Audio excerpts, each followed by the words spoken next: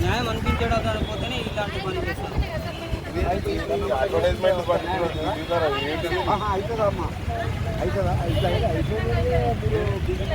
దగ్గర పోయినాం సార్, ఏమంటారు టైం అక్కడికి వస్తాడు, ఆయనతోని రఘురామ్ దగ్గరికి వస్తాడు, బట్టల వ్యాపారం ఆయన పక్క అయితే నీకు పిల్లల కన్నా మీరు బతుకుతారు. మేము ఇద్దరం చచ్చిపోవడానికి సిద్ధంగా ఉన్నాం సార్.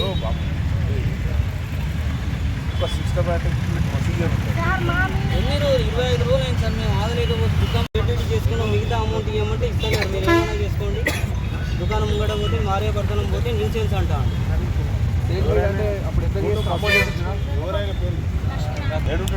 వరంగల్ మార్కెట్, వరంగల్ ఈయన షాప్ వరంగల్ ఉన్నది. కాజీపేట షాప్ కిరాణం షాప్ ఈశ్వర్ కిరాణం.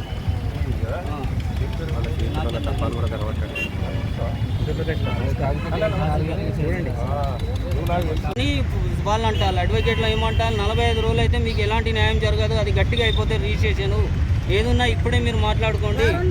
ఇప్పుడు వీళ్ళందరూ వచ్చి వీళ్ళ ద్వారా నీకు మాట్లాడాలి కదా. ఆఫీసర్ మరి వాళ్ళతో మాట్లాడండి, అవకాశం ఇవ్వండి. ఎందుకు అందరికీ ఏం ప్రాబ్లం అయింది ఒకసారి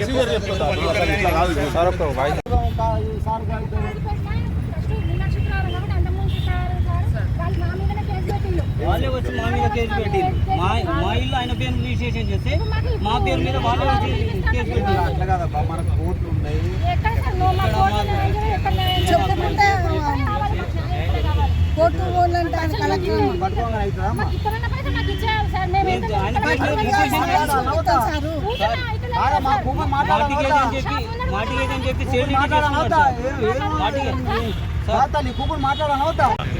కాజీపేట ఈశ్వర్ కిరణం మాది. మాకు అప్పులైనాయి. షాపు కిరాణం షాప్ తెచ్చుకుంటాం లక్ష్మీనారాయణ అనాథ వరంగల్. ఆయన దగ్గర మేము 20 లక్షలు అప్పు ఉన్నది. మాకు సివిల్ లేనందున ఆయన మీద మా ప్రాపర్టీ చేయడం జరిగింది. ఆయన ప్రాపర్టీ చేసినాక 4 రోజులకే ఇస్తా అన్నాడు. సివిల్ ఏది మన రిజిస్ట్రేషన్ చేసినాక 4 రోజులకే మిగతా ఫండ్ ఇస్తా అన్నాడు. ఇప్పుడు ఇవ్వడం లేదు.